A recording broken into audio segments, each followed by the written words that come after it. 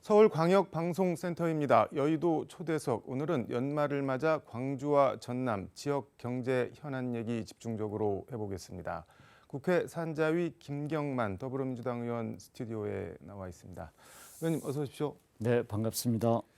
지역 경제 얘기하기 전에 북한 무인기 얘기 좀 잠깐 네, 해보겠습니다. 5대가 넘어왔었는데 뭐 추락은 못 시켰고 뭐 쏘기를 쏜 것 같은데, 그리고 경공격기 이거는 뭐 출격을 하다가 뭐 추락도 하고 뭐 이런저런 좀 네. 해프닝 비슷한 것들이 많이 있었는데 어떻게 보셨나요? 북한 무인기가 우리 상공을 7시간 동안 휘젓고 다닐 때 네. 우리 정부나 군의 대응이 미흡했다는 것에 대해서 상당히 안타깝게 생각을 하는데요. 네. 무엇보다도 현 정부는 지난 정부에서 드론 공습에 대한 훈련이 부족했다 이렇게 네. 하면서 지난 정부 탓을 하고 있어요. 네. 그런데 문제는 이런 북한의 무인 정찰기가 국내 상공을 휘젓고 다닐 때 네. 최소한 NSC라도 열어가지고 네. 적극 총력 대응하는 모습을 보였어야 되는데 오히려 그것보다는 대통령실에서 새로 입양한 개를 좀 데리고 회의하는 모습이라든지 네. 또 저녁 때는 무슨 저 송년 파티를 하셨다는 이런 보도도 나오고 그러는데 사실 이런 엄중한 시기에는 대통령이 NSC라도 바로 열어서 안보를 좀 챙긴다는 이런 것들을 보여줘야 되는데 오히려 좀 안보 무지 불감증 이런 부분에 대한 염려를 더 키웠지 않는가 이런 우려를 갖습니다. 대통령실에서는 긴박한 상황이어서 NSC를 안 열었다 이렇게 해명을 하던데요. 긴박해서 안 열었다. 네. 그 부분도 좀 옹색한 것 같습니다. 전쟁이 일어나 긴박한 상황에는 네. 최고 통수권자가 그 부분에 대한 결연한 의지를 네. 보여주기 위해서라도 단호한 대응을 하는 회의를 하는 모습을 네. 보여줘야 국민들이 안보를 믿고 가는 보수 정권이다. 네. 이런 것들을 더 가질 텐데 오히려 거꾸로 가는 것 같아요. 단호한 대응이라고 말씀을 해주셨는데 하나만 더 여쭤보면은 윤석열 대통령이 오늘 한 대가 넘어오면 2대, 3대를 보내라 이렇게 얘기를 하셨다고 합니다. 뭐 확전 각오 뭐 이런 용어까지 나왔는데 좀 약간 불안. 이해는 이 또는 2배의 보복 네. 이런 부분이 과연 한반도의 또 불안 또 국내적인 불안도 상당히 좀 염려가 되고 한반도 리스크가 경제적인 부분에 미치는 영향도 무시할 수가 없지 않습니까? 네. 그래서 그런 부분들 여러 가지 좀 감안할 필요가 있다 보여져요. 알겠습니다. 이 얘기는 이 정도로 하고, 얼마 전에 중소기업 중앙회가 선정한 최우수 국회의원상 받으셨다고 들었는데 선정 사유가 어떻게 되나요? 일단 축하드립니다. 고맙습니다. 네.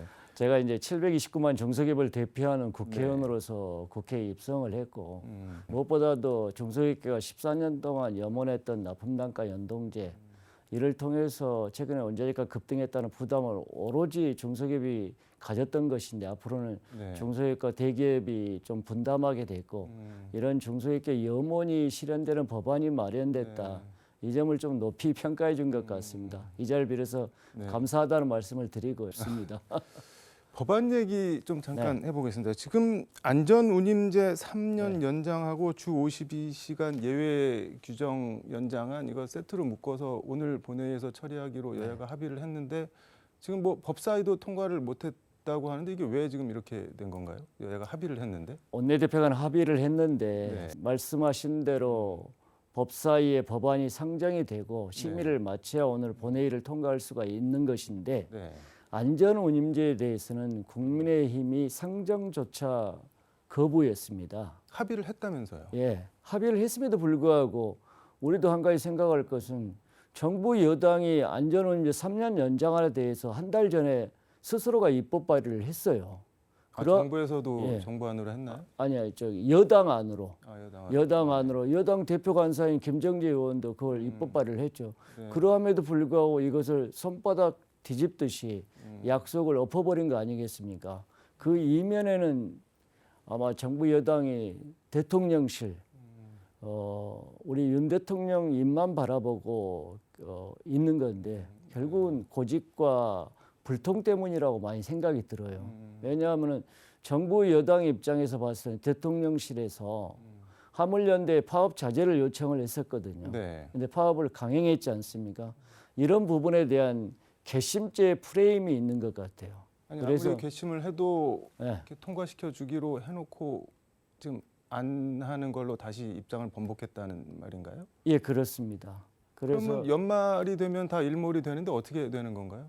현장에서? 그래서 이제 상당히 좀 저희들도 네. 또 노동자분들도 음. 또 주 5일제 연장을 받아는 네. 우리 중소기업계도 상당히 염려가 되는데 우선 화물 그 안전운임제만 보더라도 네. 그동안 과로, 과적, 과속 네. 이 문제가 있었기 때문에 우리가 안전운임제를 도입하고 네. 최소한 이 부분은 화물 노동자의 최저임금제다. 라고 이야기를 했던 거 아니겠습니까? 네. 근데 이게 이제 일몰이 됐을 경우에는 아무래도 또 이 상고의 문제가 더욱더 이제 네. 확장될 것이고 그러면은 아무래도 사고 위험도가 더 증가할 것이고 화물 노동자의 안전 문제라든지 국민의 생명 네. 이런 부분들이 또 염려가 되는 것도 사실이고 네. 그 다음에 이제 그 영세 사업장에 대한 52시간제에 대한 추가 연장 근로 이 부분도 영세 기업들은 인력난에 공장을 돌리는 문제나 식당을 운영하는 문제에 있어서 어려움에 봉착할 수가 있게 되는 거고요. 네. 그다음에 거기에 일하는 우리 근로자는 노동자분들 이런 분들은 근로 시간이 줄어든 만큼 소득과 임금이 줄어들 거 아니겠습니까? 네. 지금이라도 우리가 여야가 머리를 맞대고 네. 지혜롭게 좀 방안을 찾는 좀 그런 지혜와 노력이 좀 부족하다는 것이 매우 아쉽게 생각을 합니다. 여당이 좀 대통령실 그늘에서 좀 벗어나서 여야 합의 정신을 좀 살려서 이거는 처리를 했으면 좋겠네요. 예, 맞습니다. 지금 민주당 을지로위원회 네. 상임 운영위원이시고 민생경제위기대책위원회 위원도 같이 지금 맡고 계신데 네. 관련해서 중소기업 소상공인 현안 및 대책으로 지역 중소기업 제품 구매 촉진 뭐 이런 걸 예, 예. 말씀하셨던데 네. 이거는 뭘 어떻게 하는 건가요? 현행 그 판로 지원법이라고 중소기업 지원법이 있는데 여기에는 정부나 지자체 공공기관은 중소기업 제품을 50% 이상 구매하도록 돼 있어요. 네. 문제는 해당 지역 중소기업 제품을 구매를 의무화하도록 하는 규정은 없어요. 아, 그러다 보니까 자기 지역 이외에 수도권 등 타 지역 제품을 우선 구매하는 경향이 많습니다. 네. 그래서 최근에 전라남도에서는 조례를 만들어서 산하 공공기관이 지역 중소기업 제품을 구매한 실적을 전부 공시하도록 함으로 해서 네. 지역 중소기업 제품에 대한 구매 촉진을 좀 뒷받침해주고 있죠. 강주시도 좀 조속히 네. 이러한 산하 공공기관의 구매 실적 이런 것들을 공시함으로 해서 네. 좀 이를 촉진할 필요가 있다고 보여집니다. 그런 내용이 되겠습니다. 광주 관련해서 미래 모빌리티 소부장 특화단지 조성 이거는 또 어떤 얘기인 건가요? 아마 올해 말쯤 늦어도 내년 초쯤에는 미래차 국가산단에 대한 지정을 네. 국토부가 발표를 합니다. 그리고 여기에 대해서 산업부가 미래차 소부장 특화단지 지정을 또 내년 초에 추진을 할 건데요. 네. 아시다시피 강주시는 제조업의 40% 이상이 자동차 산업입니다. 자동차 산업이 미래차로 나아가야 되거든요. 그러려면 미래차 모빌리티로 나아가기 위한 산단 지정과 소부장 특화단지 지정이 반드시 필요합니다. 네. 이것은 강주시가 지역 경제의 점프업을 위해서도 필수가 아니라 필수 과제라고 보면 되겠습니다. 지금 민주당 반도체 기술 특별위원회 위원도 맡고 계시죠? 뭐 맡고 계신 게 위원회에 참여하고 계신 게 상당히 많으신데 광주 AI 반도체 특화단지 이건 말이 좀 살짝 어렵긴 한데 이거는 어떤 얘기인가요? 강주가 그러니까 기존 반도체가 있다면 네. 여기에 그 인공지능을 플러스해가지고 인공지능 반도체 하기에 적합한 최적화된 장소다 이렇게 보시면 되겠고요. 네. 어차피 광주가 왜 최적화된 장소인 건가요? 그러니까 이 여러 가지 이제 용수라든지 재생에너지 그 네. 전력 인프라도 풍성하고 아, 그 다음에 AI 산업이 아무래도 강주가 좀 특화돼 있지 않습니까? 네. 여기에 이제 반도체 산업만 좀 플러스 시킨다면은 AI 반도체 그러니까 뭐 좀 많이 있어 보이네요. 지금 뭘 많이 맡고 계신다고 했는데 민주당 K 뉴딜 위원회 디지털 분과 위원 뭐 이것도 맡고 계신데 관련해서 상무지구를 제2 테크노밸리로 조성해야 된다 이런 네, 말씀도 네. 하셨는데 네. 이거는 뭐 어떤 내용인지 설명을 좀 해주시죠. 도심융합 특구라고 그래가지고 국가 균형 발전을 위해서는 비수도권 지역에 네. 산업 생태계를 육성하겠다는 정부의 계획이 있습니다. 그러면 여기 상무지구에 지금 현재 도심융합 특구로 지정이 국토부로부터 돼 있습니다. 네. 여기에 이제 주변의 연구개발 단지 또는 인근의 주변 산단과 핵심 산업과 좀 연계를 한다면은 강주 도심 네. 김대중 컨벤션 센터 옆에 있는 도심 융합 특구가 그러한 판교에 이은 제2의 테크노밸리 같은 이런 단지로 좀 발전할 수가 있고 거기에 창업 보육 센터라든지 네. ICT 소프트웨어 이런 밸리를 좀 입힌다면은 네. 일자리 창출의 보고로도 이렇게 육성할 수 있다라고 보여집니다. 네. 그래서 그 말씀을 듣다 보니까는 뭐 하면은 다 정말 엄청 좋을 것 같은데 이게 네. 가능한 건가요? 근데 가능하려면 뭐 어떤 전제 같은 게 있을까요?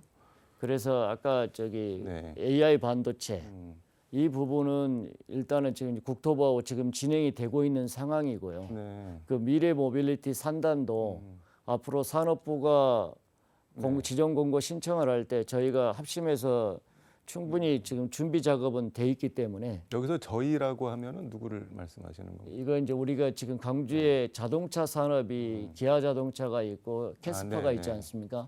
여기에 부품 산업이 육성돼 있는 그린카 진흥원이 있습니다. 이런 쪽에서 충분히 준비를 하고 있기 때문에 네. 지금 의원님이 뭐 하실 역할이나 제가 역할은 그렇습니다. 네. 당연히 네. 미래 모빌리티 단지로 소부장 특화 단지로 지정을 받기 위해서는 산업부와의 긴밀한 협의와 네. 네트워킹이 중요합니다. 거기는 제가 반드시 이루어내겠습니다. 네.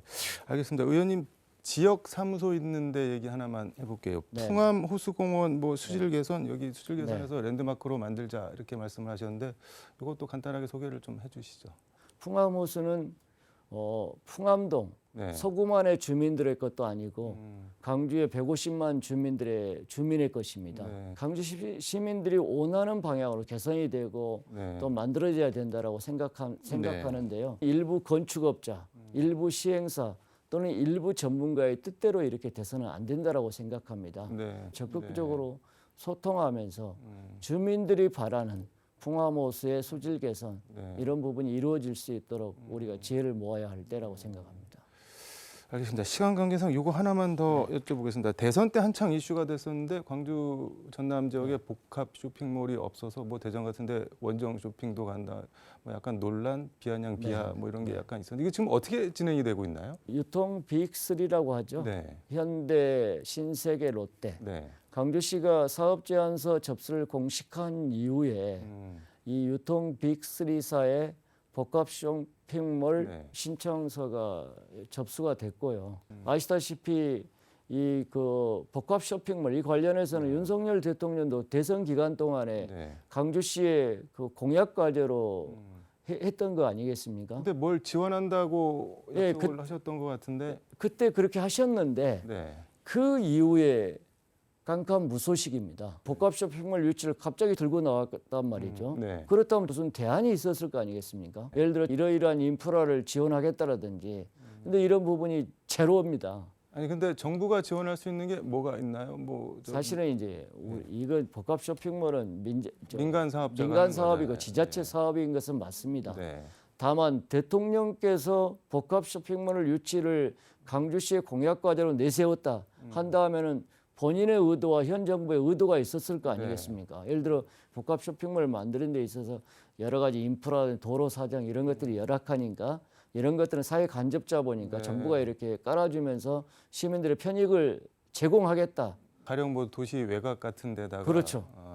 근데 그런 게 지금 일절 뭐 아무.